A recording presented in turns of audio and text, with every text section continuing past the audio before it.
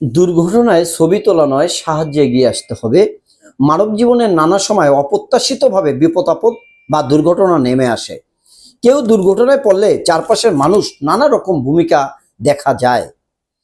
সড়ক দুর্ঘটনার থেকে মাইলস্টোন ট্র্যাজেডি সবখানেই দেখা গেছে অনেক দুর্ঘটনায় কবলিত মানুষকে উদ্ধারে এগিয়ে না এসে নীরব দর্শকের ভূমিকা পালন করছেন।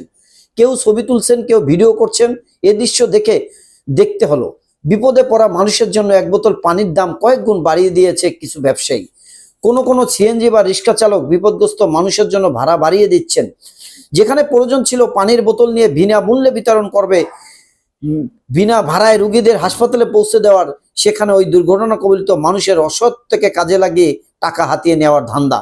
মানবতার জন্য এর চেয়ে লজ্জার বিষয় আর কি হতে পারে? খানিকটা ঘর পোড়ার মধ্যে আলু পুড়ে খাওয়ার আরেকজন মতো। আর তারা ভুলে গেছে আজ আরেকজনের দুর্ঘটনায় পড়েছে, কাল তিনিও পড়তে পারেন। আমাদের মনে রাখতে হবে, বিপদ দুর্ঘটনা আমাদের জন্য আল্লাহর পক্ষ থেকে পরীক্ষা। যারা দুর্ঘটনা বা বিপদে পতিত হয় তাদের জন্য এক ধরনের পরীক্ষা, আর পাশে থাকা সুস্থ স্বাভাবিক তাদের জন্য অন্যরকম পরীক্ষা। তিনি বিপদগ্রস্ত মানুষের সাহায্যে এগিয়ে আসেন কিনা, যদি নীরব দর্শকের ভূমিকা পালন করে সামর্থ্য থাকার পরেও দুর্ঘটনায় কবলিত মানুষের সাহায্যে এগিয়ে না আসেন, আল্লাহ তার বিপদে তাকে সাহায্য করবেন না।